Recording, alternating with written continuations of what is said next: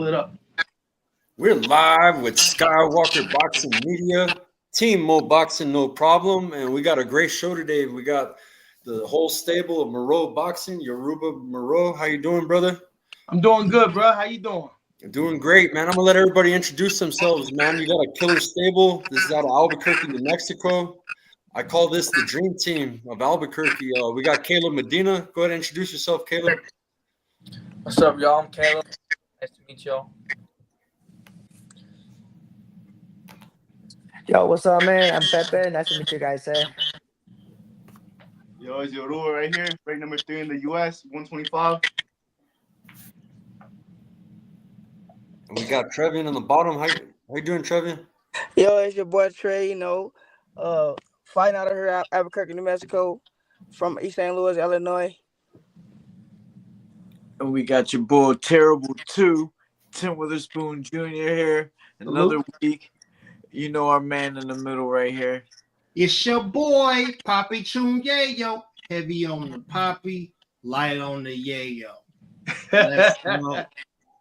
Hey, I planned this show, man. I want to tell you about this team, man. I'm really impressed, man. Every time I go to the gym, I've been going to the gyms for the past like 2 to 3 years, and every time I'm not always in the gym, but every time I go, man, I bump into Yoruba, man, and very disciplined team, very committed, high level. His daughter is taking off. She's a star, and that's Puerto Rican. If you ever heard of the Puerto Rican, shout out to her, man. A very accomplished amateur. Now she's a professional. She got her little brother, Yoruba. He's killing it, man.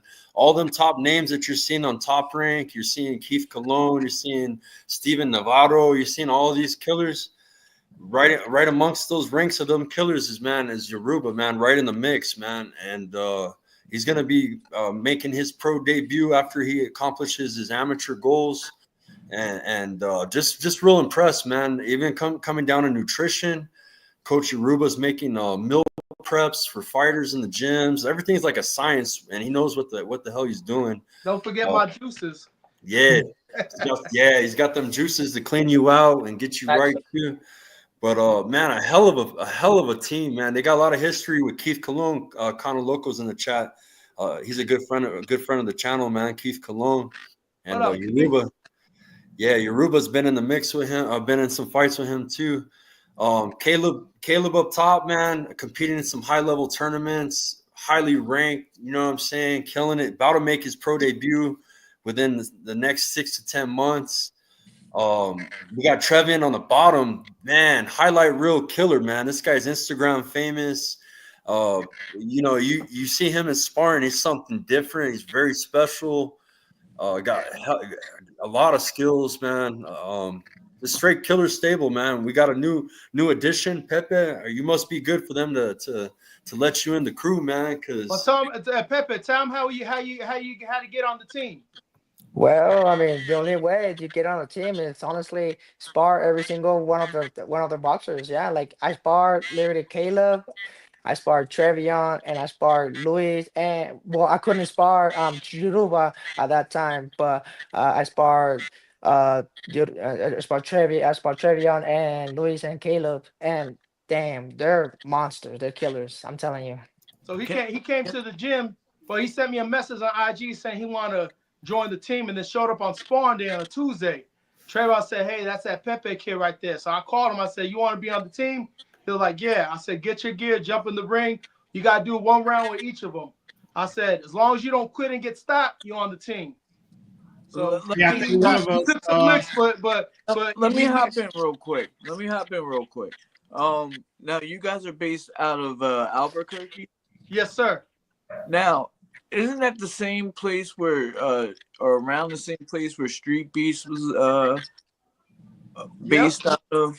You're talking about the hip hop radio station, right?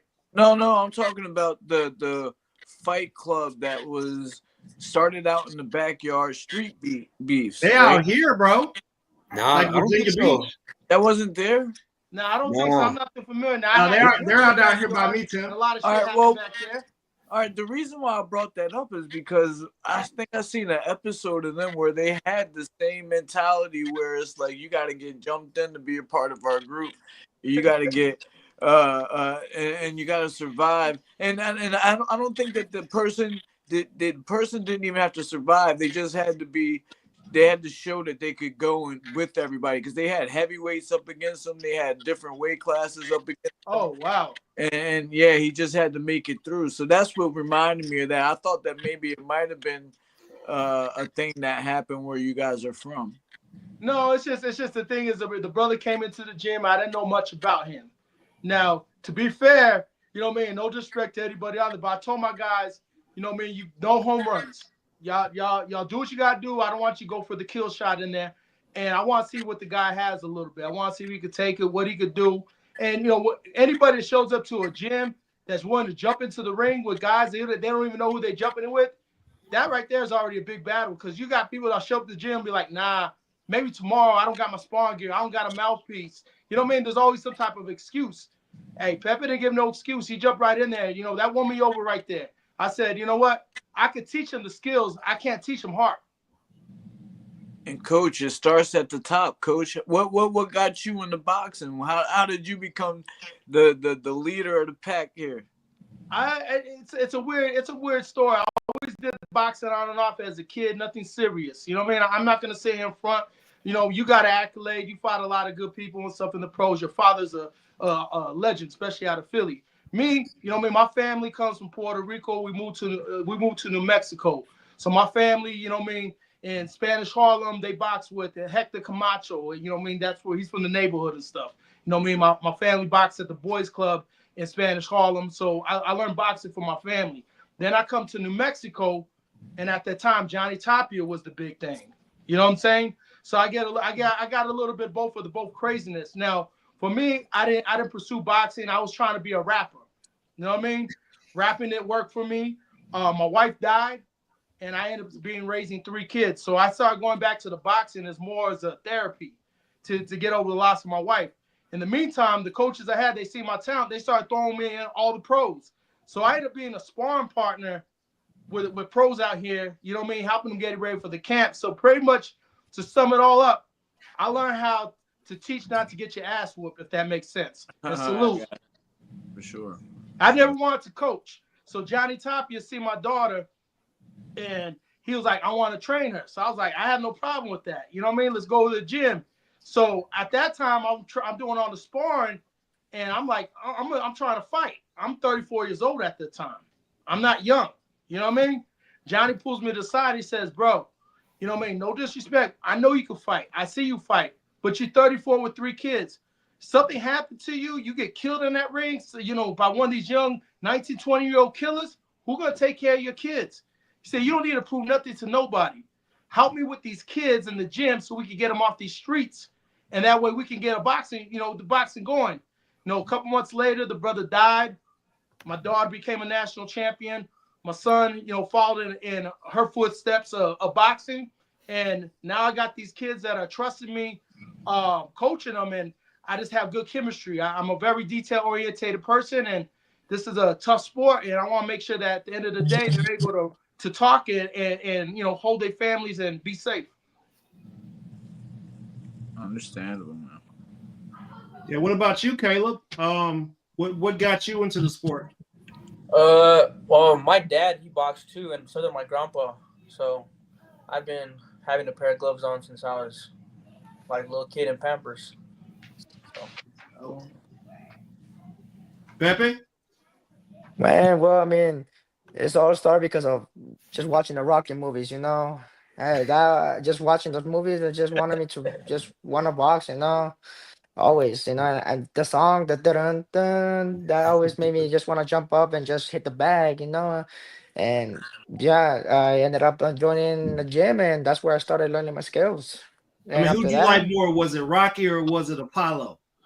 oof, it was Hollow. Rocky. It was Rocky. It was Rocky. I gotta say Rocky. I mean, Rocky came from the bottom, you know, and now he's living on the top. You know, he worked his ass off to be on the top, you know. So, and I'm trying to do that, you know, trying to be the best. Ernest, don't start, Ernest. I know where you're going with this. I'm being nice, man. It's Christmas. Yeah. It's Christmas, bro. I'm being nice, man. Hey, Trevion, how'd you get into boxing, brother? So it's just my background, I was I got expelled as a freshman, due to a gun charge, my background, following the wrong people and mixed up in the wrong stuff. I just want to change my life, losing a lot of people, it just takes a toll on you, and boxing takes a lot of stress and a lot of anger off me. So, it's pretty much like my second home. So, I pretty much started when I turned 18. So I started late, but I got a lot of experience, and I'm ready for whatever God has in store for me in the future. Nice. Coach, you hear a kid like this. Hey, you forgot this kid too. Oh yeah. Yeah. But real quick, I hear Trevion's story, and you hear a kid like that come into the gym who obviously is expressing that he has a lot of trauma outside the gym.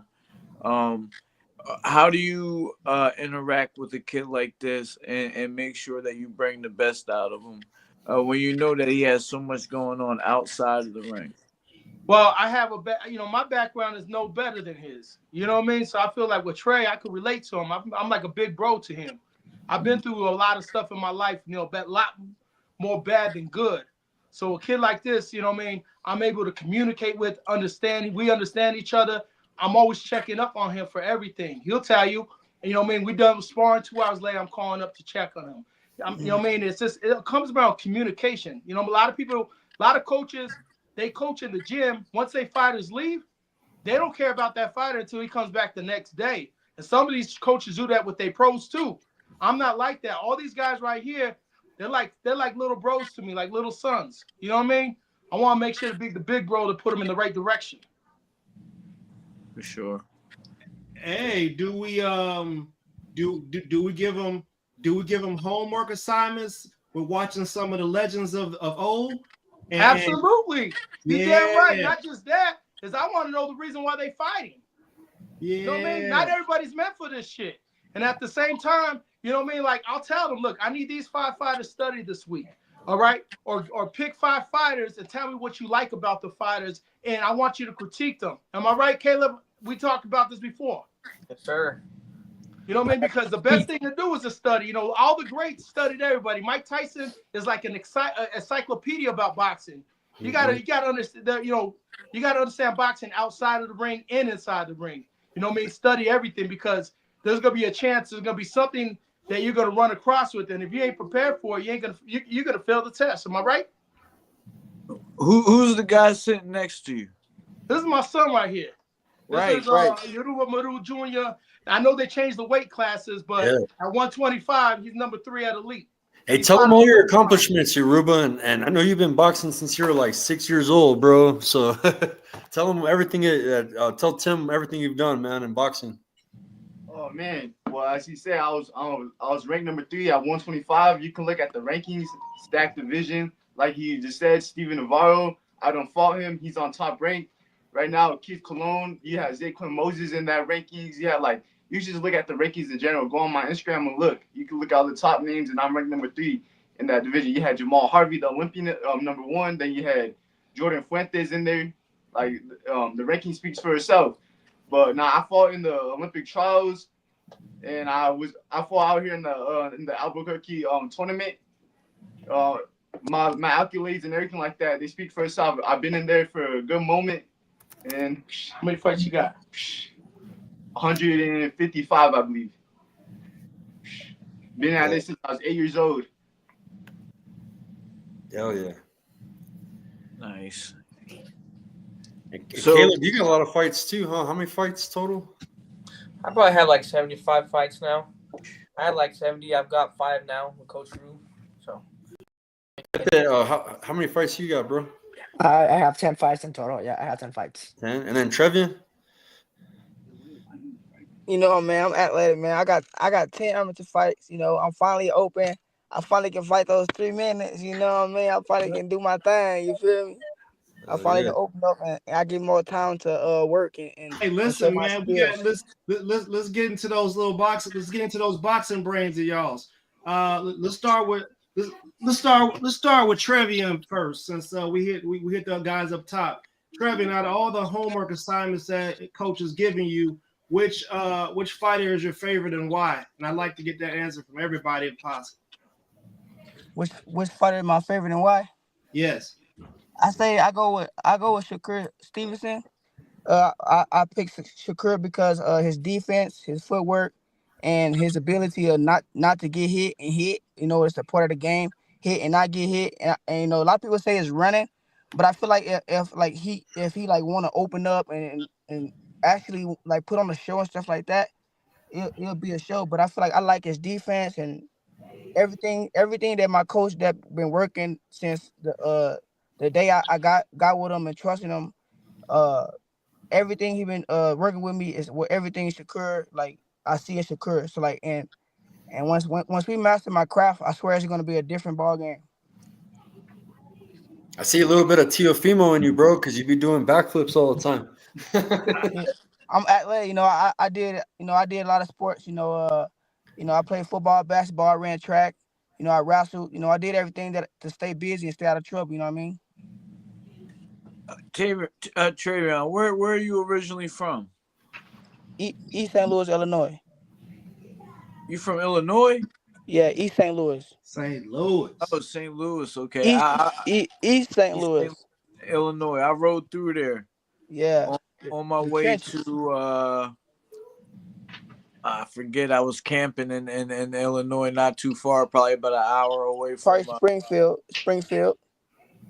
And you know what? In Springfield, yeah.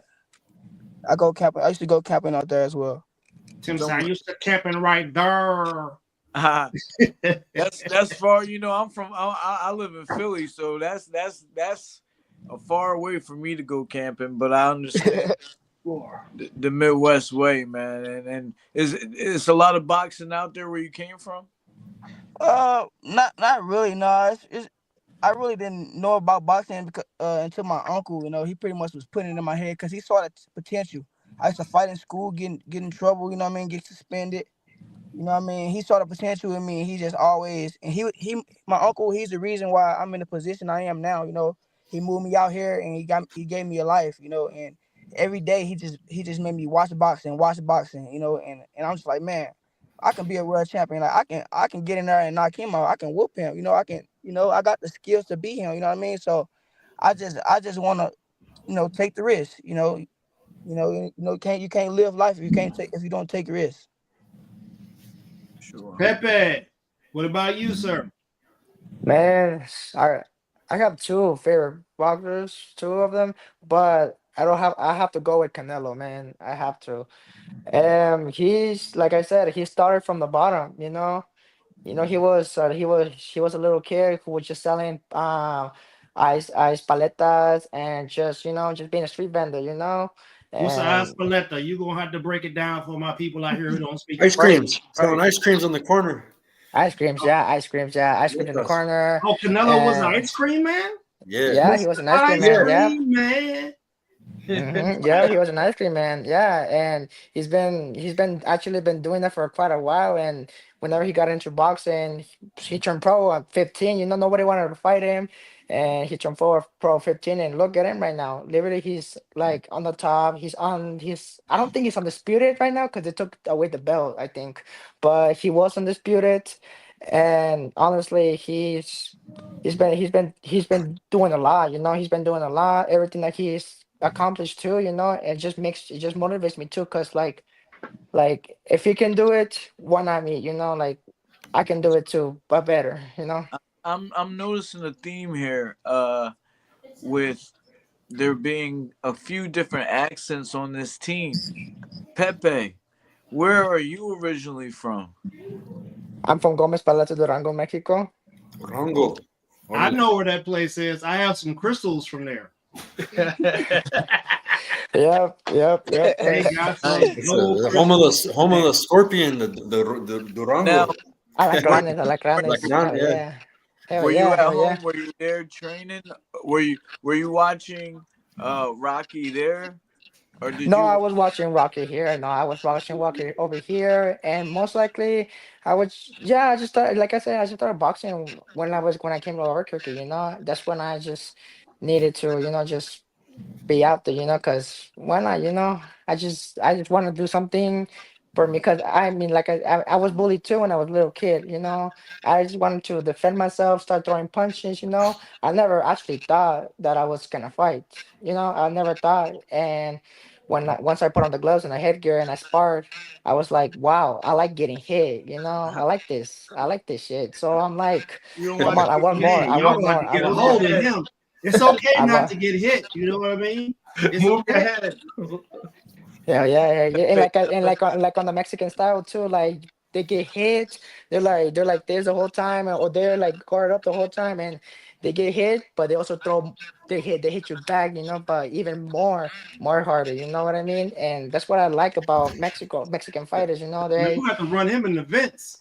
they say that Yeah. like they have such an aggressive style, and they're like warriors, and yeah, honestly, I would honestly put my whole life into this sport, honestly, because this sport honestly means a lot to me.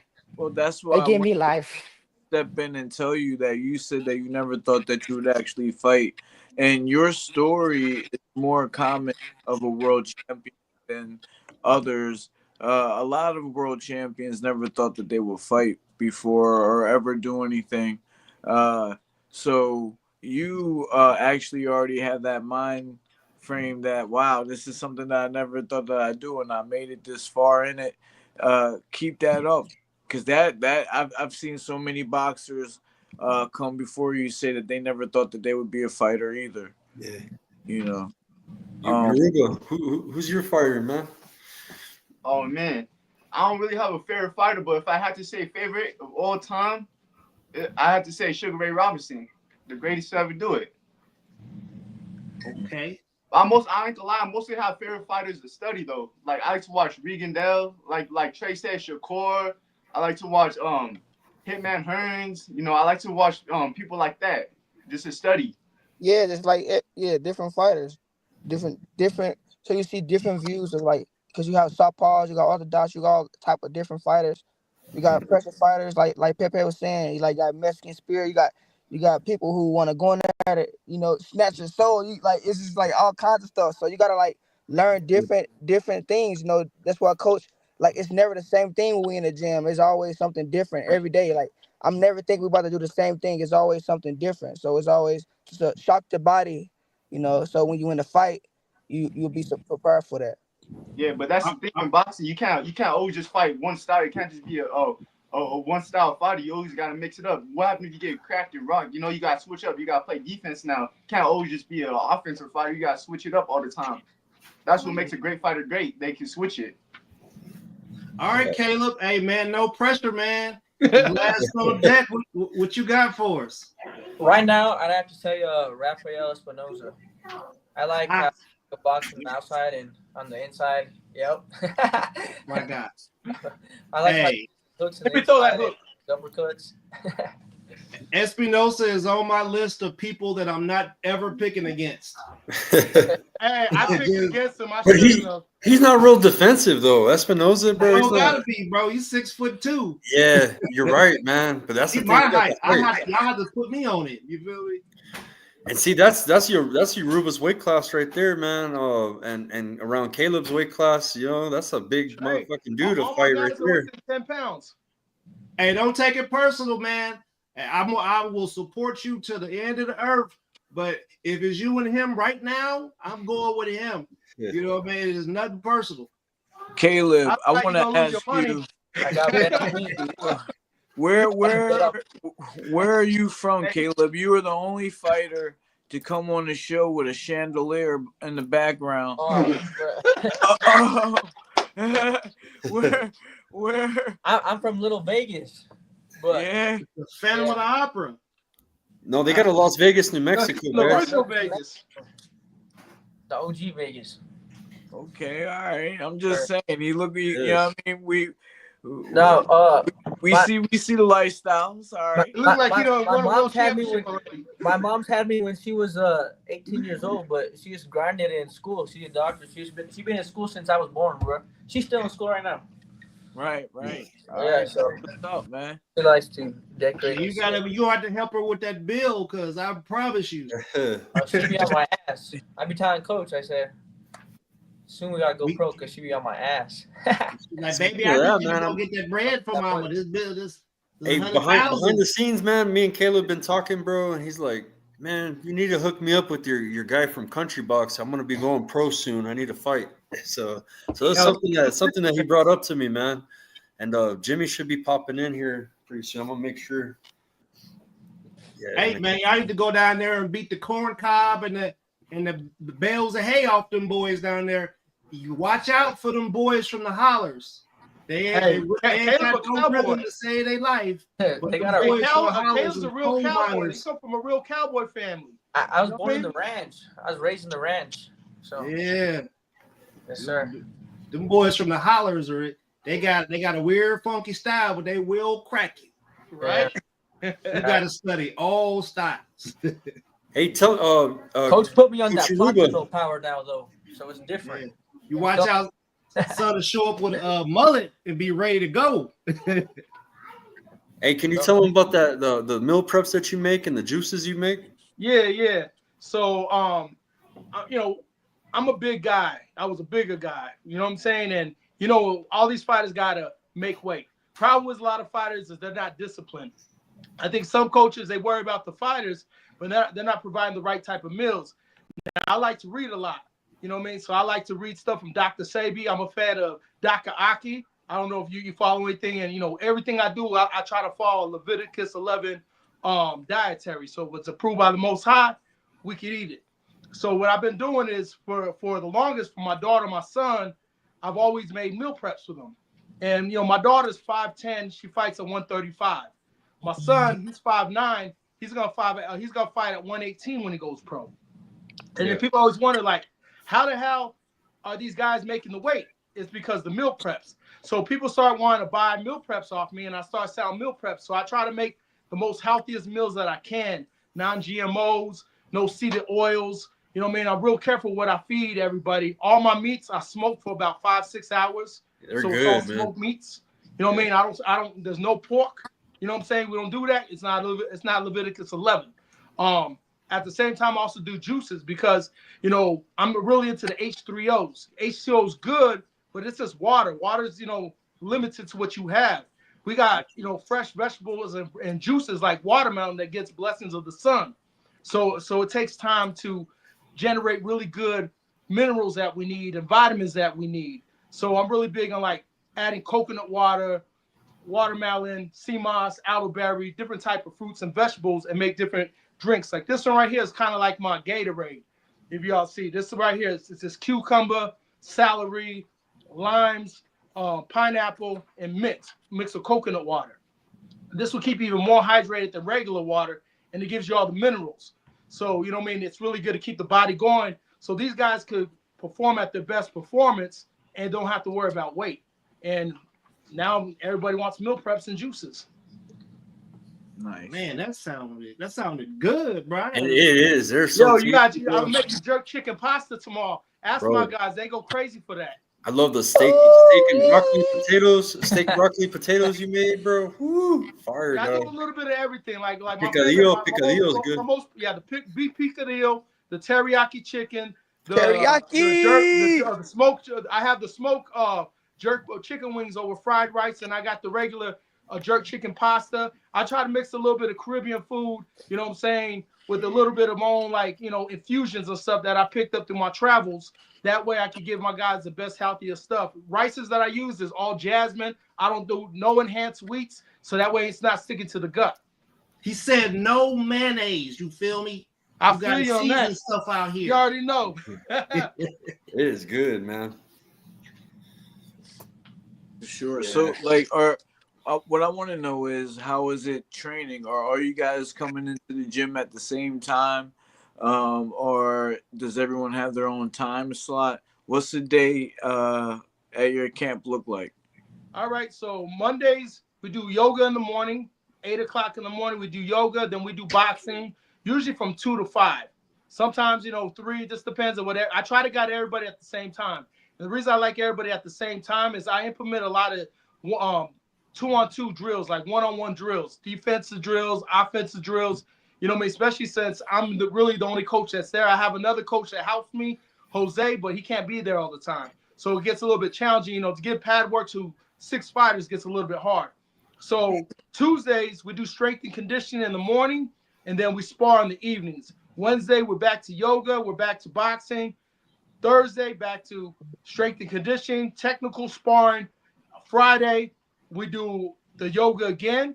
And then we have our drill days where we do a lot of drills in the ring. And then I take them at night for swimming. You know what I mean? So we do a lot of swimming drills. And then on the weekend, as long as we can get everybody together, since we live at like almost 7,000 feet above sea level, we take them to 9,000 feet to run in the mountains. Hey, Coach, I want to ask one more thing before we ask Jimmy some questions. Yes, so, sir. I'm a component of, you know, for fighters to actually learn the business side of the game. How do you feel about teaching fighters how to understand contracts, how to be marketable, how to have the social media presence? I feel like there should be a boxing academy in America where someone actually gets certified in everything that surrounds the sport, not just the actual fighting. That's a great question. So I'm going to answer that. Now, how many people are familiar with Adrian Clark? If you don't know, he owns Fighters First Management. He wrote the book Fighters First. He was also the manager of Earl Spence, who's also my daughter's manager. Yeah. Okay, so he wrote a book called Fighters First. I advise everybody to pay $10 on Amazon to buy that book because he broke down how to look at the contracts, what to look for. I think fighters need to understand the business of boxing because they're all contractors that are trying to get employment with a company. These are individual sole proprietorships. A lot of people don't understand that. They got to pay their own taxes. They got to cover percentages. You know, by the time you get done, like, look, I'm going to answer something like this. Somebody asked me a question before. When boxing is done, do you want all the belts or do you want all the money? Most people are going to say want the money. Some people are going to say want the belts. People are going to say they want both. But you can only have, let's say you can only have one or the other. I want the money.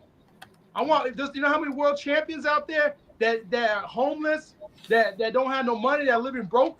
You know what I mean? I'd rather have my kids, when all these guys are done, I want to make sure that they can provide for themselves and their families. If they want to start businesses and do it. So these guys will tell them, I don't just teach them about boxing. I teach them about life. And also when it says protect yourself at all times, it's not talking about in the ring. It's talking about outside the ring as well. Right. Beautiful answer. Hey, we got Jimmy Adams in the house, owner of Country Box, where music meets boxing. How you doing, Jimmy? I'm good. How y'all doing tonight? I'm good. How you doing? Nice to meet you. Great, It's Jimmy. my pleasure, man. My pleasure. Let me introduce Jimmy. This is Moreu Boxing. This is a very talented stable out of Albuquerque, New Mexico. These young guys right here are all top in the nation. You know, like Silver Gloves, Golden Gloves champs, Junior Olympic champs. Been in a lot of wars. A lot of fighters that fought with Yoruba are right now in the pro leagues, like in Top Rank. They're all star prospects, and these are really good fighters right here. That's great, man. Hey, where you at?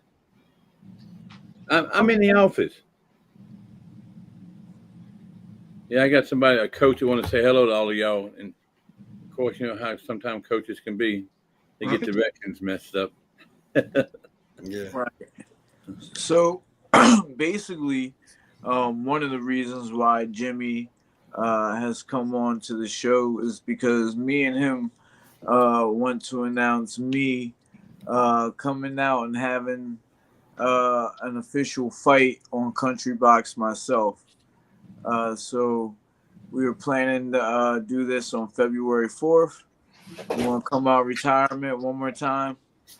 You know, do it. We're going to be 180 to 175 pounds. And we're going to do it one more time on Country Box. Yeah, February the 4th. Yeah. Hell yeah, Tim. Hey, I want y'all to meet Nellos. He's one of the actually my main trainer I got here in Tennessee right now. What's up, guys? How are you guys? Yeah, how you doing, Coach? What's up, Coach? He was the one who trained the Ryan last Shaw. guy that we had on. Yeah, right? Ryan Shaw. We heard a lot of good things from Ryan Shaw about you, Coach. Yeah, I appreciate it. Most trainers only get talked about after when the guy loses. That's when they throw him under the bus. They never talk good about the trainer. Yeah, we had Ryan on right before his fight, and he told us that there's been a big game, a big game changer with you coaching him, man. And he says you're a teacher, so that's good, man. Oh, you're 30 years in the game. You better know what you're doing. There's a difference. You get to the, we all started as trainers. Working for whoever you worked for. I had a great opportunity to work. My first boss was Al Cerdo. I don't know if you guys know who he is. Alfredo Certissimo. He used to train Buddy McGirt, Mustafa Hamshaw. He had Freddie Carell, Scott DePompe. He worked with Andrew Galata. He worked with a lot of teams. And Buddy McGirt. He had Buddy McGirt, and Buddy McGirt's an unbelievable good trainer. And the reason I tell Buddy, the only reason he's a great trainer is because Al Cerdo was your trainer, Right. My daughter got a chance to work with him in California when he had his gym. Solid guy. Say that again? I said when Buddy had his gym in LA, I think he went back to Florida. But he had his gym in LA. My daughter got to work with him and stuff like that. He even flew out and watched one of her fights at the National Golden Gloves. Oh, he was out at the Golden Gloves this year? No, not this year. It was a couple years ago. My daughter's a pro now. But when my daughter was an amateur, he came and watched my daughter's fight. They fought in Oklahoma. He came out there to Oklahoma and watched one of her fights, sat right in front. That's amazing. Yeah, Buddy's a good dude. Guy. Buddy McGirt's, he's an awesome trainer, man. And for him to be a great trainer, he had to learn from somebody. And I honestly think his real name, Al Cerdo's real name is Alfredo Certissimo. He passed away a couple years ago, but honestly, he was a teacher. There's not too many teachers in the game. So, I didn't understand what he used to always say. Like, everything that he said when I was, coming up as a trainer, I used to hold the bucket for Al. But he used to, everything's coming out to fruition. Like, everything he says, it had meaning to it now as I got older. You know what I'm saying? Like, he was a real, this guy, Al Cerdo, Buddy McGirt, he'll co-sign this. Whenever I'll have his, he used to own a tailor shop. Al Cerdo, he made suits like for Frank Sinatra, famous people, Bill Parcells. Yeah. I met Bill Parcells. I met, a lot of famous people got their suits from Al Cerdo. But, Jersey Joe Walcott used to be there. Wow. You have some famous people sitting down at the tailor shop. And when all I used to do is listen to what, when they opened their mouth, all I did was listen. I was there. I wasn't there when Buddy was with, in the beginning. I was there towards the end of his career. Because whenever I used to always get $25 a day from Al Cerdo. Whenever I used to do pads with Buddy McGirt, I used to get $50 a day. But I used to love doing pads with Buddy McGirt. Hey, Coach, let me ask you a question, man. What is it like to train Cuban fighters? Cuban? I'm going to answer it real quick. Let me tell you something. The Cuban fighters are educated fighters. They got schools for boxing from the time. And they're smart. Listen to me. When I say Cuban boxers are great amateur fighters, honestly, I think maybe the best amateur schools are the two schools I think is from Cuba and the Russians. And the Cubans learn from the Russians, I think. Nah, the Russians got Cuban coaches. Not in the beginning. Cuban coaches. Oh man, not in the beginning. We're talking about where they learned. They learned in the 50s and 60s, and the Russians used to run boxing. I think. I have to differ on that, my brother. I'm a big fan of Cuban boxing. You know what I'm saying? Like, I study that stuff. You know what I mean? And with the Russians, when they during the time of the 50s and 60s, the Russians came and learned from them. That's why, for a while, the Soviet Union at that time wasn't doing much. Look at their medal count. Their medal count's nowhere near Cuba or the United States. The United States number one in the medal count. Cuba is only like 6 golds away. Russia's nowhere in the conversation. when Russia started getting gold medals is when they brought Cuban coaches in. Even watch Rocky. My boy brought up Rocky. They had a Cuban coach in Rocky. Hey, don't forget they was passing that urine through the wall over there. You know, at the Olympics. Well, I truly believe the Cuban teachers, the Russian. I mean, we gotta be realistic now. I mean, you could go down like the Puerto Ricans got their own style, and they learn from the Cubans also. The Dominicans. I'm Puerto Rican. See, I'm gonna definitely be subjective against that too.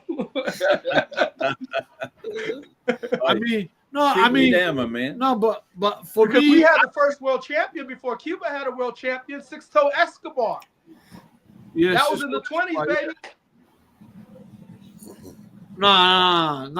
They have that. Who's that? They had that one Cuban guy. Kid Gavilan. Kid That was in Gavilan. the 60s. He had the same manager as Tito Trinidad. Well, but the Cubans. Let me tell you, hey man, come on. The greatest amateur fighters that came out of the amateur boxing, of course, are going to be the Cuban fighters. Yes, I agree. Without a doubt. Telefano Stevenson. Telefano. Yeah. Yeah, you got Felix Telefano. Felix Right now, you have Danny Savon. Cruz out of Philly, one of the coldest Cubans I've ever seen.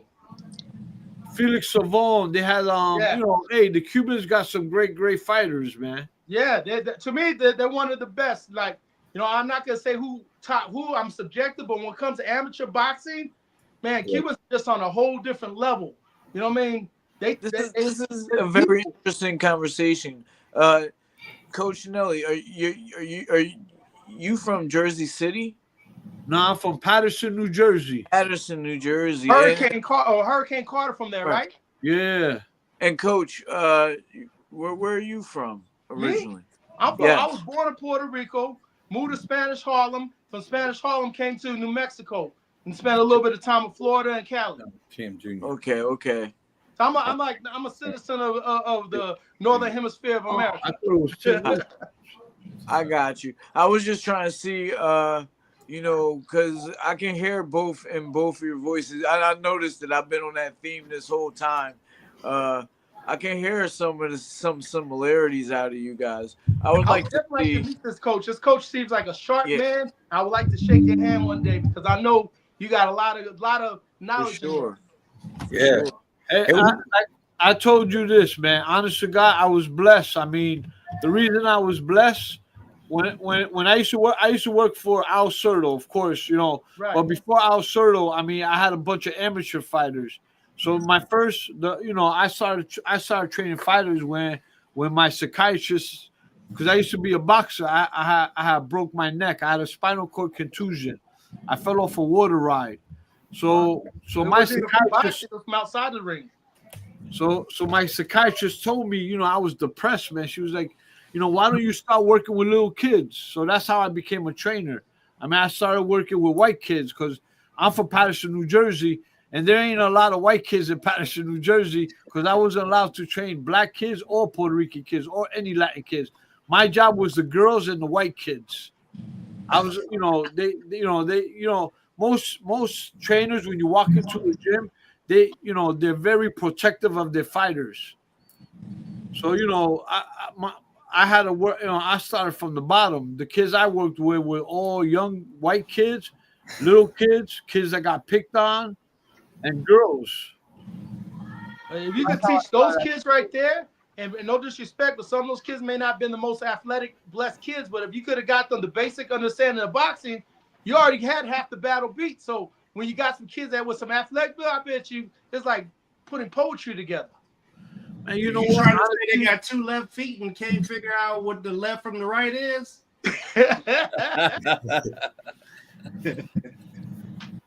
But working at the Rocky Marciano gym was like a blessing from God because, man, when I was in that gym, you had Al Cerdo was my, the guy I used to work for, but you also had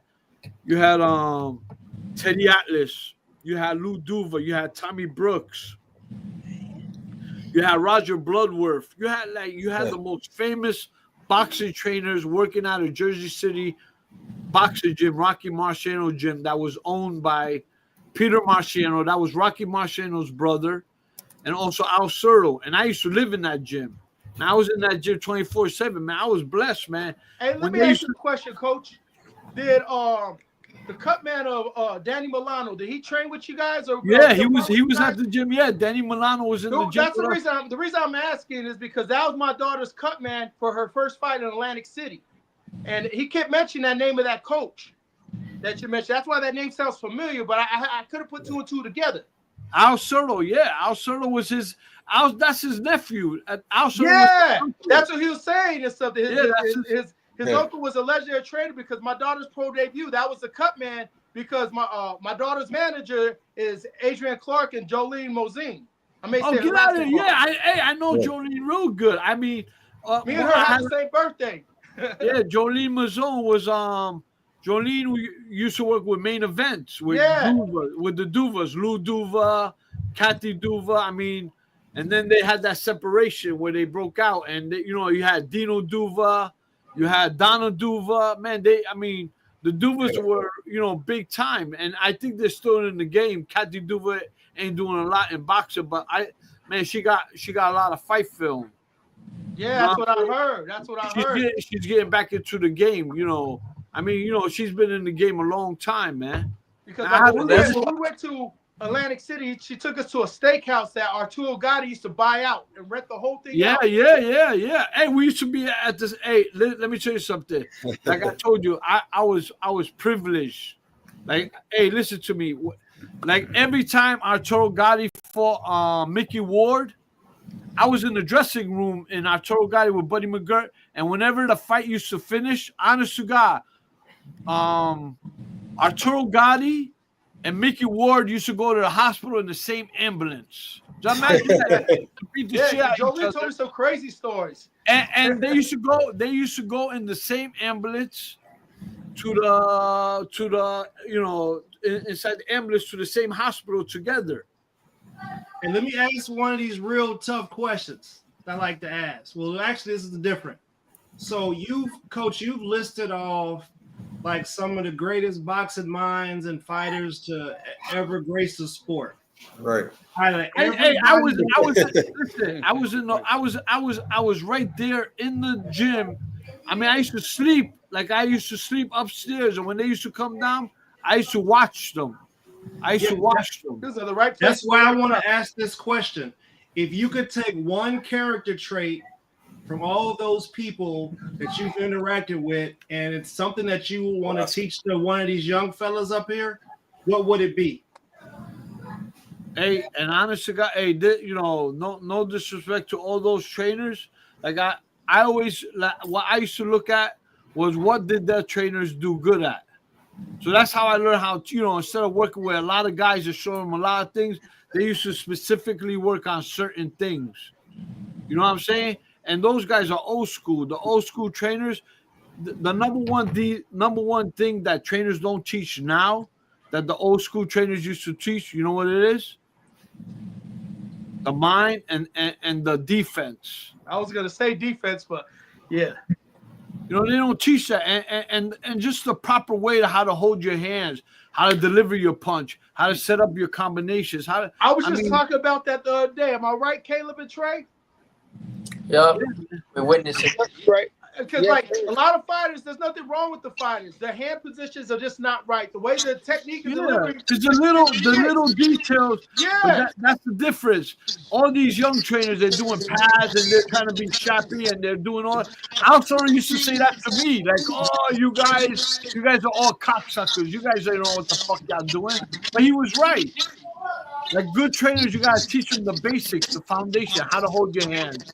How to, your balance, your head movement, the way you throw your punch, how you set up the punch, using your jab, different ways of using. Man, boxing is the art, bro. They don't teach that. I got a new kid that's on here. He's only been here a couple weeks.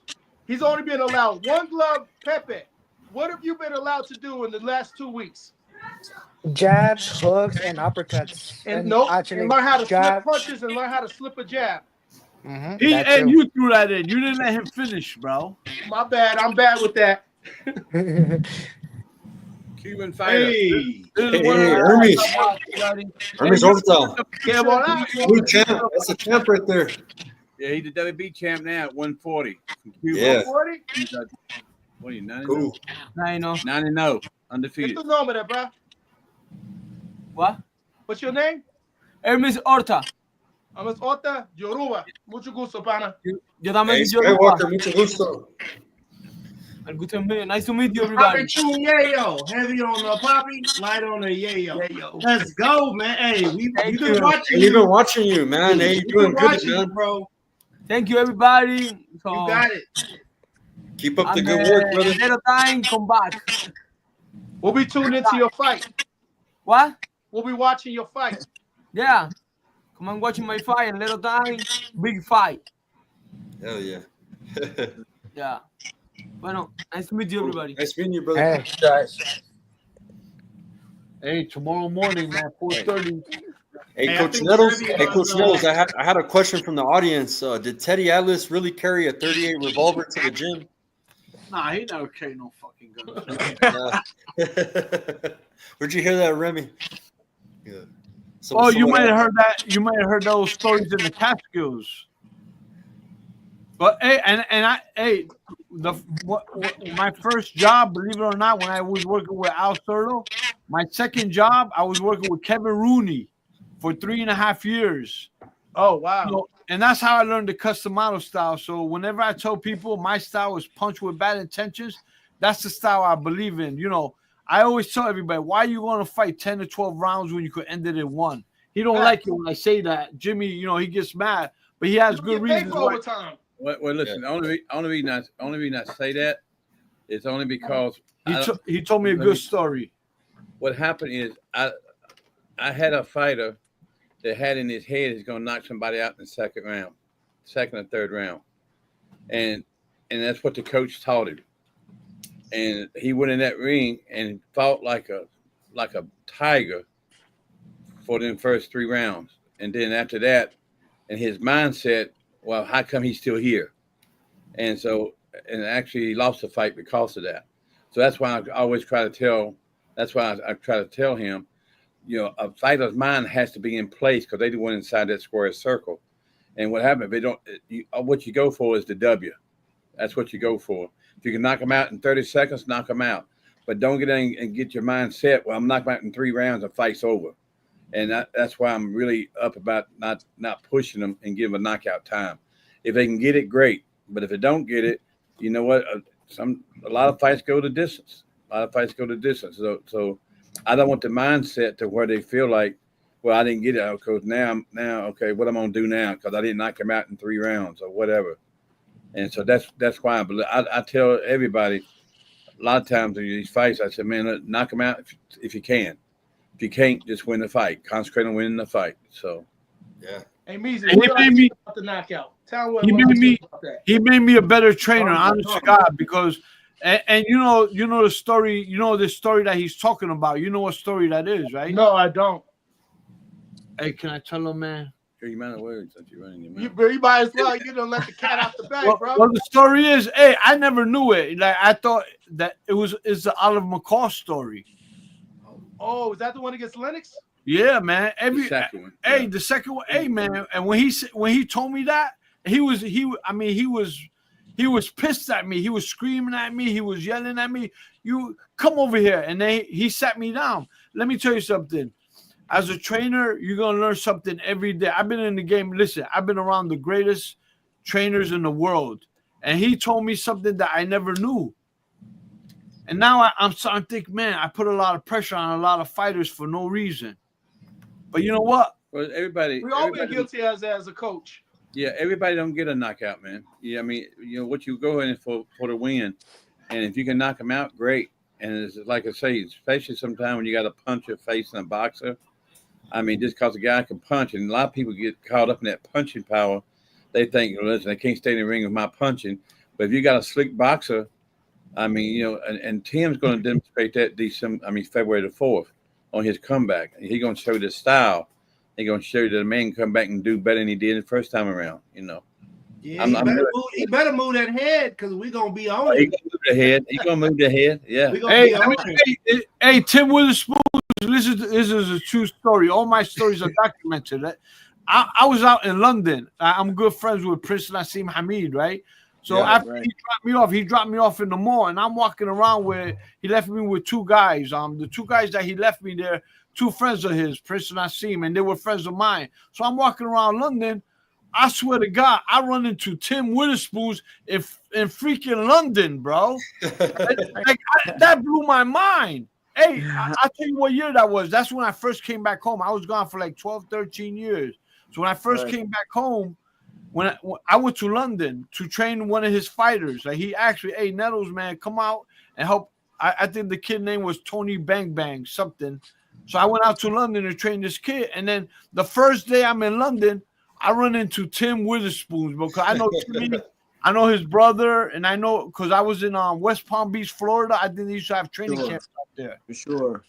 I might have met you. I might have met you when I was young then, because I don't remember what I ate yesterday, bro. So you should bring your dad to your fight, bro. Your dad should be in the country box attendance at night, man. You know what I mean? Hey, that'd be great. Tim Witherspoon know me real good, man, because whenever I used to be in Florida, all I used to do was pick his mind. And he used to be like, man, you bother me every day. You want to talk to me for an hour, man. You going to pay me? I go, come on, Timmy, man. Hey, sure. He bothers us every day. So, Nelly, I told these guys a story before we went live about Kasim Uma. Do you remember him from? Oh, Kasim Uma trained in our gym in Patterson, New Jersey. Exactly. Yeah, so that's my man. I know him real good. How's he doing, man? Last I heard, he was living in Germany. Oh, get out of here! Ain't he like from Angola originally? Something like that. Uganda.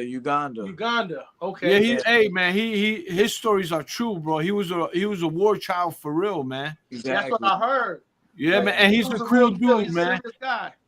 And what was weird about him, he fought in Atlantic City. I think he fought. I'll tell you who he fought. He fought a guy from Vegas, also another guy, African kid, and they fought in Atlantic City. And then I come out in a limo, and I'm in a limo, and I see Kasim Umar. I was like, "Yo, aren't you bully?" He was drinking alcohol right after the fight, man. He was drunk. I told them the story is that he used to smoke cigarettes, and he said if I would beat him in the morning run, he'll quit smoking cigarettes, and I never could beat him in the morning run still. You know That's why there was this Cuban that used to train at the gym here in Albuquerque, because we got a lot of Cubans in Albuquerque. I don't know if you know that. You know what I mean? Jordan Hernandez Perez. And this dude would smoke a cigarette and then go spar 7, 8, 10 rounds, look great. Undefeated as a pro, his biggest thing with him, he didn't have confidence in himself. Best talent. He'll leave 6 months, come back in shape, rip, ready to go, jump in the ring with anybody. You know what I mean? So I don't know. Some fighters are able to do that. I don't know how they do it, but they can. Yeah. Hey, you know what it is? That guy got a heart of steel, man. Most fighters that got heart of steel, they could do whatever they want. Some fighters go in and they go into a fight without training for a whole week or 2 weeks, 3 weeks. They take a fight, they go in there and they beat people asses that been training for 2-3 months. Yeah, Ricardo Mayorga. Oh yeah, Ricardo. Yeah, he was another one. Yeah.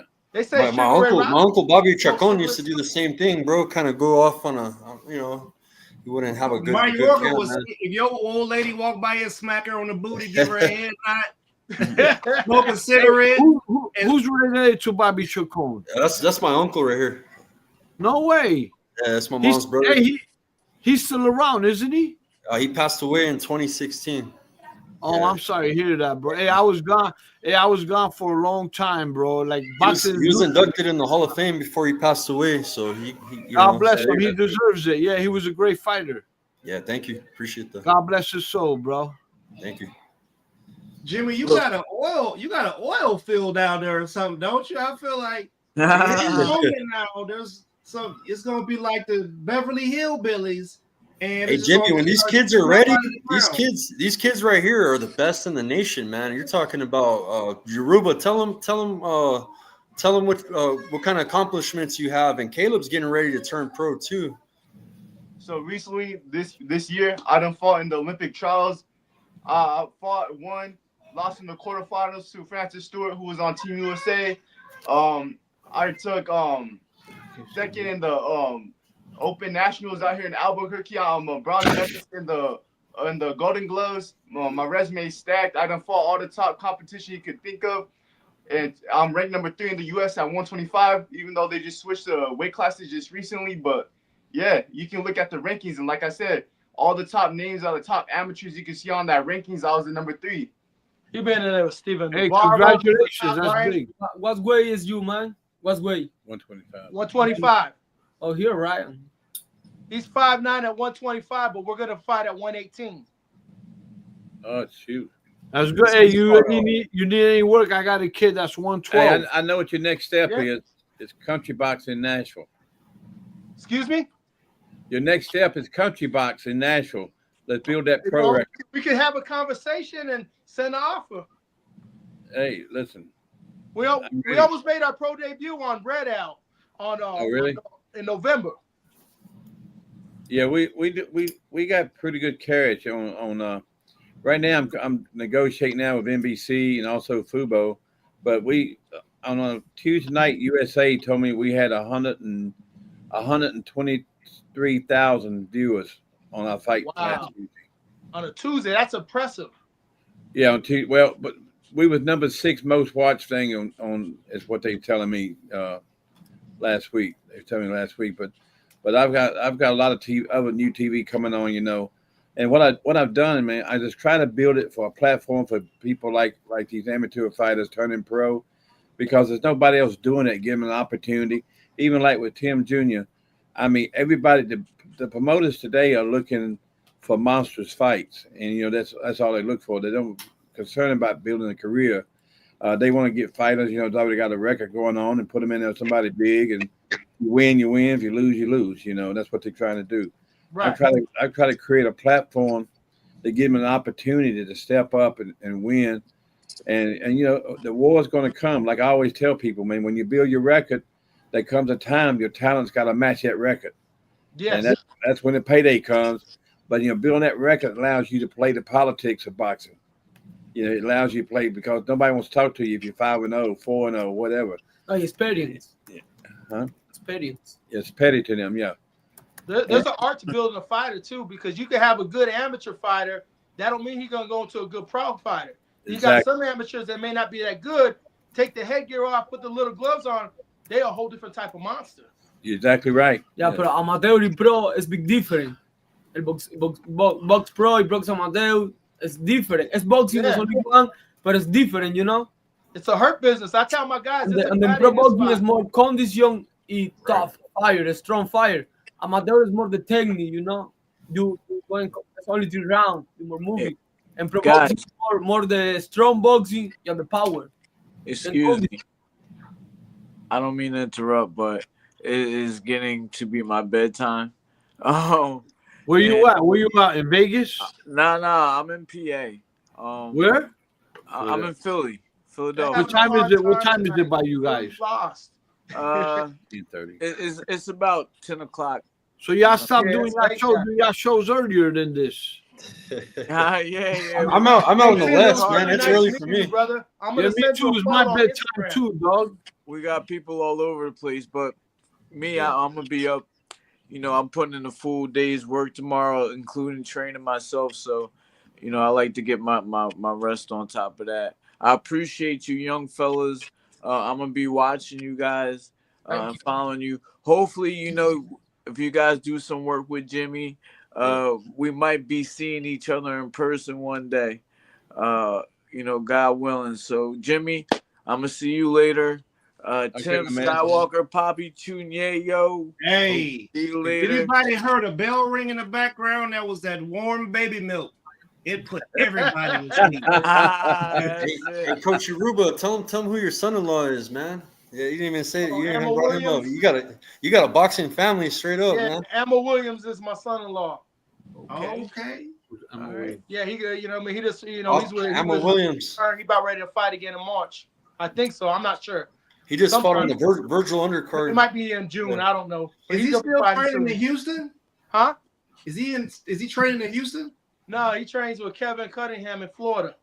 Okay. Yeah, he out there with him. Yeah, man. Listen, man, that Hamza Shiraz fight. That was brutal, man. That hurt my heart to see that kid go through that tough fight. But that mother came to fight. Ammo, you had to kill him in the ring. The referee saved him from himself because that brother was willing to die in that ring, and that's a mentality that you can't teach. But at the same time, I don't know. Hans is a big dude.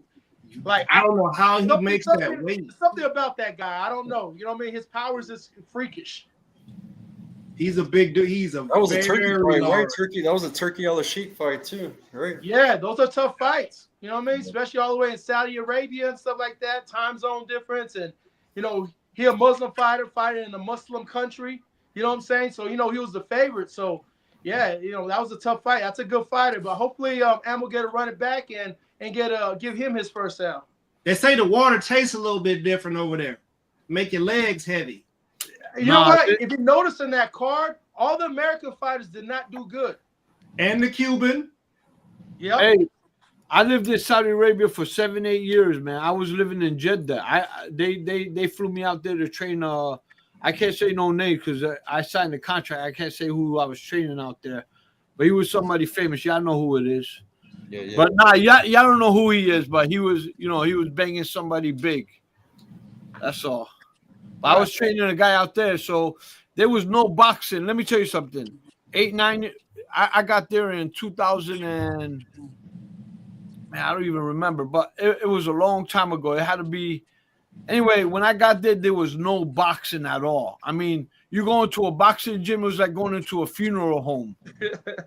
It was like, when you go, you're in Philly, you're in New Jersey, you're in New York, you're in California, you're in Detroit, you're in the Kronk gym, you hear the bags, you hear the speed bag, you hear the heavy bag, you hear the jump rope, you hear everything. Man, you go into a boxing gym in Saudi Arabia, man, you could hear a pin drop.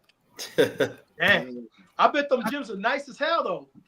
Huh? I bet they have some nice gyms, though. Man, all the gyms. Our gym was an underground basement gym that was built. Our gym was illegal. If they would have caught us, they would have took our heads off. Oh, okay. I thought they were putting some money behind some stuff because every time. Nah, man, we was underground. Listen, we was in a basement underground gym, and the guy that got me out there was a Marine, like a Special Force Marines. He called me out there to train somebody. I was like, yeah, I'll do it, man. How much y'all paying? When he told me how much they were paying, I flew out there the next day. And the food is good out there too. I like the food, yeah, because over there is all halal and fresh. Yeah, it's all home food. Yeah, and let me tell you something. They got Saudi Arabia changed, man. Before they didn't even allow ladies to drive. When I got there 2-3 years later, man, ladies were allowed to drive it. The Crown Prince changed everything there. Look, they got boxing. They got shows. They're doing. I mean, Saudi Arabia might be the next Mecca of boxing. No more Madison Square Garden. It might be in Mecca, Saudi Arabia.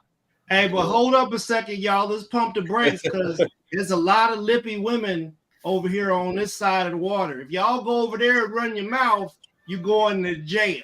Hell yeah. Yeah, they don't mess around there. Yeah, that's true. Yeah, you don't mess around. You don't run your mouth over there. When they first got me there, right? The guy told me, he was like, "Hey, Nettles, whatever you do, look. Don't look at the girls. Don't do nothing stupid." So I was in the elevator in the morning. There was 3 Arabic girls with their hijab on, and I'm Muslim. I'm Arabic. So the first thing I did, I just put my head down, man. I didn't even look at them because I heard that you get locked up or stuff like that. But it's not like that, man. You just gotta be respectful to the ladies. That's what it is. Yeah, they thicker than frozen peanut butter up under them hijabs. I'm trying to tell you. But in all reality, you can't like you don't know how they look at them, and that's what's the good thing about. I honestly. Like you look at a girl, they got their head covered. They don't wear the ninja stuff. They just wear the hijab, and they become real fashionable with their You know, because when Arab Muslim girls, any Muslim people, you can't show your body. You got to be modest, and that's how it's supposed to be. I think the world should be like that. You know what I'm saying? You want to see your wife walking around with her bra and her ass sticking out. I agree with you, bro. I'm on the same. I agree with you on that. Looking at Hey, y'all don't act like y'all don't like yams. I know we're not eating pork, but the yams. Yeah, I like some yams and all that, but I ain't want my yams to be seen in the public. These women ain't acting like women no more. You know what I'm saying? That's right. Hey, And you want to if it date ain't a for woman, sale, you gotta don't pay to get their advertise it. I nails feel you. done. It's like paying for a prostitute. Don't If do it it, ain't man. for sale, don't advertise it. Y'all hear that, ladies? We got lessons for y'all too. Yeah, you know. I learned that young, man. I was in the military. Me and Ernest were in the military in the Middle East. So, Unless you're a ring girl, all advertising. Hey, did they have ring card girls at the fights? No, I they don't don't have think so. no, they didn't. They No, didn't but have- when I was there, hey, the first guy that did a boxing show in Saudi Arabia, I think it was Sutherland. Really? Yeah, I think he was the first guy that did it. It was Sutherland out of Germany, and But they had was it the one that what's it, Josh Taylor? Was it the one that he was in and he fought Regis in the championship? No, it was I think it was Josh Taylor. No, Josh it wasn't. Taylor, Yeah, they had like a tournament. Yeah, it was a tournament. Yeah. So Turkey ain't letting us see no yams. Somebody gonna have to send them an SMS. Somebody slide them. Somebody, come on, Turkey. We need yams. Yeah, but hey, boxing is big now. I mean, Saudi Arabia it's gonna take them time to start off the amateur programs and develop some good professional fighters, because the best professional fighter I found out there was a 40-year-old billionaire. Really? Yeah, honest to God, he was begging me, and this guy, I was like, man, I ain't training you because he wasn't that good, but his heart, and he loved boxing. I mean, I used to see this guy every Friday. I used to go to they used to have a gym in somewhere in Jeddah where all the guys from around the area come to this gym. It's called, damn, I forgot what the gym is, but some sports city boxing gym in Jeddah. So we used to go there for sparring. I used to see this guy, man, he used to get bashed up, bloody nose, black eye. So after a couple months, I took him to the side. I said to him, Suladan, I said, why you do this for? He said, man, I love boxing. You know, he was talking about his favorite fighters was Juan Manuel Marquez, Prince Nassim Hamid, Mike Tyson. I mean, this guy literally loved boxing. He said, hey, can you help me? So I said, can you pay me? I said, all right, can you pay me? I'll train you. So, I mean, he was paying me, but man, I was training him 3 times a day, because for me to turn him professional, I mean, he needed a lot of work, because in all honesty, they don't have that education how to teach boxing, because how they gonna start teaching boxing is what they give them in the book. You can't teach boxing from Right. You know what I'm saying? You can't learn boxing from a book either. Yeah, you got and watch YouTube videos and shit like that. You need boxing people to teach boxing people that love boxing how to fight. Yeah, if you've never been punched in the face, there's no way you'd be teaching anything. Yeah, man. And he used to get punched a lot. So the first thing I told him was, move your fucking head. The first thing I told him, move your head. And that's all I worked on him. And believe it or not, he did good as a professional. Let me ask you a question. Is soccer the number one, or football, soccer, that number one sport out there? Nah, the number one, the top sports in Saudi Arabia is number one, of course, is soccer. That's what I thought. No, but number two is camel racing. No, the reason I asked with the soccer, because soccer players, they adjust to boxing very well because they got good coordination with their feet. Yeah. You know what I mean? There was never a soccer player that turned professional. You got basketball players. No, you had Sergio Martinez.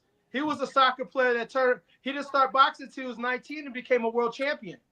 And then you got Benito Lopez. He was a soccer player too that started boxing late and just lost his belt. Benito Lopez? Yeah. What do you mean, the 106-pounder? No, 125-pounder, 126-pounder. He just lost his belt to Angelo Leo here in Albuquerque. Yeah. Shout out to my boy Angelo Leo. We'll see you soon, brother. Yeah. I picked that KO, by the way. Hey, I was there, man. Hey, who's from Albuquerque? All of us. And Toledo. Well, all of us right here live in Albuquerque. Get out of here. Hey, listen to this. We fought in Albuquerque, and the first guy I met there, of course, was Johnny Tapia, right? Yeah, that's the gym we came from. He started off my daughter and my son. Well, listen to this. When I first went out there, I had Omar Shika. We fought, I think, Simon Brown in you guys fought at Sleda. Sun Devil Stadium or something like that. Is it? Y'all fought at the Sleda. I saw y'all fight. I was there. You know what I'm saying? That was like an ESPN Friday night. No, it wasn't ESPN. It was an HBO show. Okay. No, it was a Don King show. It was a Don King show. Because I remember Omar Shika, he's from Jersey and stuff like that. He had he's one of the kids I used to train. Super middleweight, right? Yeah, super middleweight, light heavyweight. I seen him fight out here in Albuquerque. Yeah, well, guess who's the first guy I ran into in Albuquerque, New Mexico? I was shocked. To Johnny Tapia, JT. Nah, you guys are boxing. Come on, I met a legend. You talking about Bob Foster? Bob Foster, he was a sheriff. Yeah, Bob Foster, you know what I mean? That was a legend. I tell everybody, he's one of the greatest to ever just do it, especially at 75. We got a museum. We got a museum for him here too. We got a museum that's run by his attorney, and it's got all his memorabilia in there. And he always gives people tours. So next time you're in Albuquerque, you want to check out the museum, man. They have a museum. That'd be amazing. Yeah, man. I met him. I took pictures with him. I hung out with him. I hung out with Johnny Tapia. I was out there, and also Danny Romero. I met him. And who's the guy that had that little beef with Denny? Johnny Tapia. Yeah, Johnny Tapia. They had a cross rival beef. It was so bad they couldn't fight in New Mexico. They had to send it to Vegas. Then they got kicked out the original casino and had to do it at the Thomas and Mack. Wow, I didn't know that, but yeah, that's true, man. I met all those guys. But for me to meet Bob Foster, I was so happy, man, because I'm a historian. I love boxing, man. I mean, I look at the old school guys. So when you say Albuquerque, I remember Bob Foster, man. Yeah, he passed away and stuff, but he was a good guy, man. You know, he was a sheriff, right? Yeah, he was a sheriff. Yeah, he was telling me that. I didn't believe him. I mean, how the fuck you became a sheriff? And then he told me the story, man. I was like, wow, man. We're a small state, but we have like great history. And that's what I like about my team. My team has a good mixture of just different people. You know, we were like a salsa with all that mix and flavor. Right. Yeah. And every Latin person there, every Latin person that I talked to, because I mean, they was like, no, I'm from Spain. I mean, what do you mean? I don't know about that. No, but I know what you're saying. I'm saying up north. Yeah, most of them were saying I'm from Spain because I was like, you Mexican? Nah, I'm from Spain. Yeah, like you got a lot of people from northern New Mexico that how can I say they represent Spain culture. Then you got southern New Mexico and they represent their Mexican culture. So when I moved to New Mexico, it was like a culture shock. So I get what you're saying. Hey, me and Yoruba have Spanish is a European language. Y'all just gotta accept it. And me and Yoruba's kids are the same, man. He got half native. What we did with Spain, you got to do with the Moors. They controlled Spain for 700 years, and those are black people. No, I'm saying during the time of the Inquisition, that's when they start mixing the bloodlines and sending them to the New World. I'm with you, Coach. Yeah, there's a lot of Native American here. Like my kids are half Native, half Navajo. Like Sky's kids are. They both Pueblo, right? No, your kids are Pueblo. My kids are Navajo.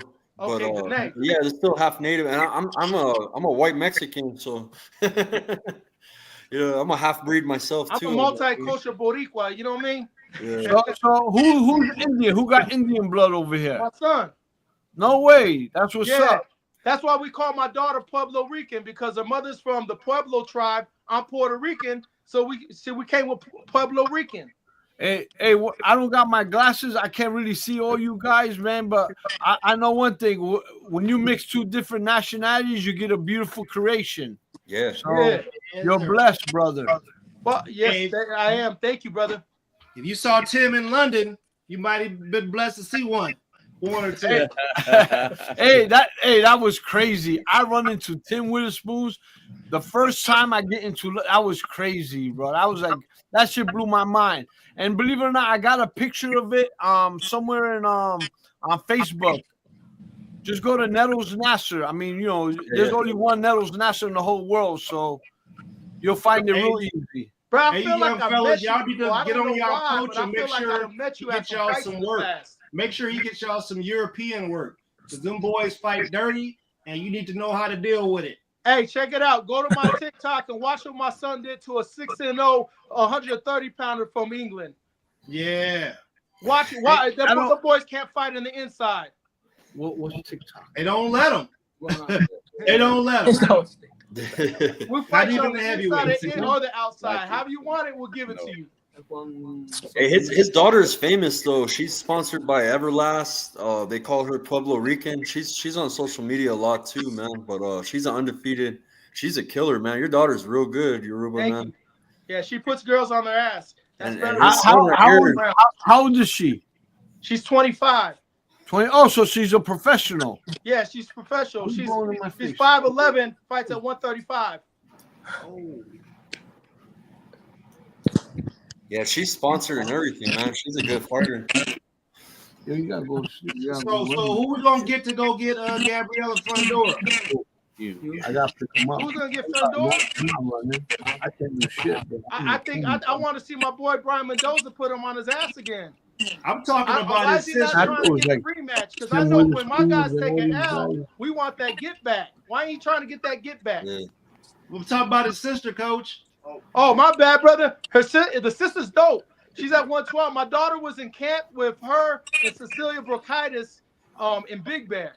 She's a good fighter, man. Ain't nobody gonna beat her at 112. Maybe like at 120 or 125 or something. Hey guys, it is getting late. He gotta go running. And I don't live here. I gotta go all the way. I gotta travel 30 minutes, then come back early in the morning and take these boys running. Him, Oliver McCall, and all the fighters. All the Jimmy. It was a pleasure to meet you guys. Yeah, definitely meet you, brother. Hey, it's nice to meet you Pleasure guys. meeting y'all, man. And respect and keep doing what y'all doing. Make boxing big, because boxing is gonna, you know, back in the days there used to be baseball and boxing. So we gotta get back to boxing. You know, putting boxing on top of the sport ledger. You know what I'm saying? Yes, sir. Right. Yes, sir. Hey, coach, make sure you tell Oliver that we know he got the strongest chin in the history of boxing, but he can slip the jab sometime. Yeah, man. That guy, hey, for real, bro. That guy never even been dropped his sparring. Yeah. But he been getting on my nerves, bro. I'm gonna try to test that shit one day. Yeah.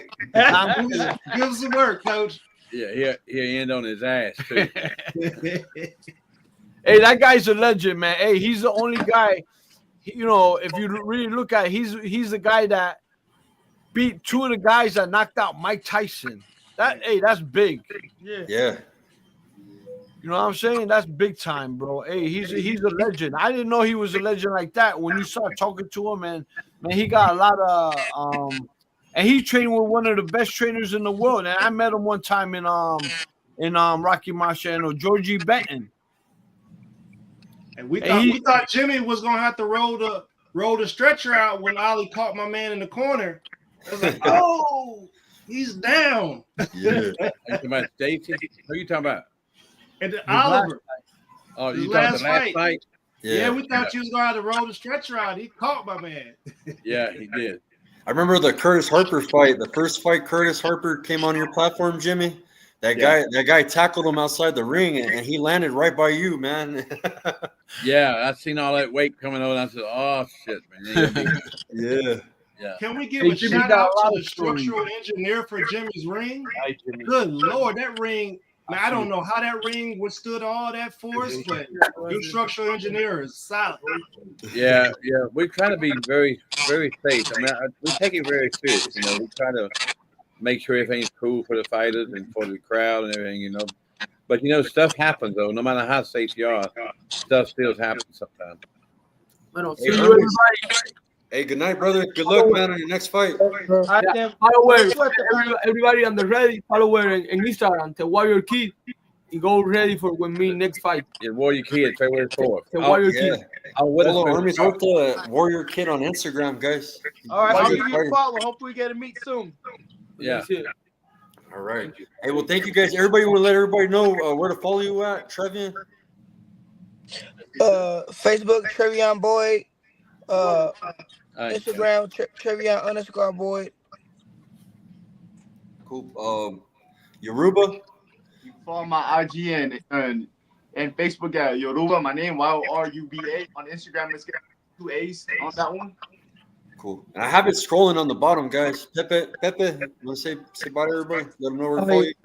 Oh yeah, so follow me on Instagram and Facebook. On Facebook is Jose Manuel with 2 M's Lopez, and on Instagram follow me on Cero Miedo, zero 0_miedo, but with the O is 0. All right, and then Kaleb Medina, he might be fighting on Country Box in about 6 months. And he a cowboy Where can they too. follow Kaleb at, man? Caleb's a killer, man. I look forward to it, man. Hey, listen to all of y'all, man. My platform's open. And another thing too, if you bring fighters and look, I don't charge slot fee. I don't do all that stuff. If somebody brings a fighter, they can bring a fight. I don't charge slot fees and all that. I just take and give you a platform to fight on. Now let me ask you: do you cover the opponent, or do we have to cover the opponent? I do it all different ways. If it's a fighter that I promote, I cover the opponent, of course. If it's a fighter that just wants, like, say, if you're managing or whatever, then I don't cover the opponent then. Okay. But what I do, I have all these deals with hotels. My wife works very close with the commission and stuff, you know. My wife helps you get all the way through it. I mean, she'll take care of the medicals with you, and she guides you. So it ain't like a situation. Our commission can be a little tough sometimes, and you know, which you run into that commission sometimes. But you're Christian Martin and my wife are my matchmakers, you know, and so. Yeah, but I do everything I can. I do everything I can to help you get there, you know. Well, let's have a conversation, because I got a stable of fighters, and you know, maybe one of my fighters will be the best fit for you, and we can get them going. Yeah, you know what, Skywalker, what you do is send him, text him my number, information. Yeah, I'll text you your number. Yeah, your number. So that way we can contact when we start talking. But yeah, let's do it, man. All right, yeah, I can send you some bios on my guys and some footage. You can get an idea, you know, who you might be interested in. Sounds good. Did everybody plug their links? Yeah, I did. I put everybody's stuff in scrolling on the bottom. Brother right here, the funny brother, the Yayo brother. You know what I'm saying? You remind my boy Terry Green like a mug, bro. We definitely got to link up, but I need your info too. Or give me a follow. I'll follow you back. Yeah. Like we look up. Hey, yo, before we get off of here, you know what I'm saying? I want to say happy holidays, everybody. You know, don't be depressed if you can't go out and run the corporation's bill up. And for all you ladies out there buying them Ross cookies, Poppy don't want no Ross cookies. Leave Poppy your cheesesteak, you feel me? Hey, can I give a shout out to a couple people if y'all don't mind? Yeah, go for it. Y'all want to shout out Duke City Underdogs, you know what I mean? Franca Armijo and Paco Saavedra. They opened up to our gym. They let us use the gym and train out that gym. And I want to shout them out. I also want to shout out my boy Lee from Power Plant. He does the strength and conditioning for my guys, for Kaleb and Meezy. You know what I mean? And definitely shout out to my guy Matt Grego. You know what I mean? He's ranked number 8 in the WBA at 112 pounds. You know, he'll be coming back soon. I want to shout out my daughter and Ammo. Also want to shout out Angela Leo. And you got some shouts too? Oh, my boy Troy Nash. Keep an eye on Troy Nash out of Colorado. He's the next superstar coming up. You know what I mean? Shout out to him and his pops. All right. Y'all want to give a quick shout out to my boy too, Leroy Clark out there, and shout out to Josh the boss out of Las Cruces. She just won national. Be out here making NM looking good. You know, shout out to everyone, man. Thank you for helping us and putting us on this platform. Yeah, shout out to Country Box too, and Sky Boxing and More Boxing, no problems. Thank you. Thank you. Cool. Well, thank you guys. Have a blessed, happy holidays, everyone. Hey, Skywalker, another thing too, Skywalker, anybody who doesn't know what Country Box is about, they can go to the website. It's countrybox247.com. But also you can go back and watch all the old fights, all the pictures of fighters on there. I mean, you know, I give it all out for awareness for people to see what I do. Right, and you can they're on all platforms, but you can catch all the fights on YouTube, Country Box on YouTube, and then Country Box 247. You can also get your tickets if you're in the Nashville area. Yeah. But man, awesome. Appreciate all of you. Hey man, thank you for a great year at Country Box. Thank God you. Bless. Yeah. God bless. Happy holidays. God bless y'all. Oh, yeah. Happy holidays. Thank you. Thank you.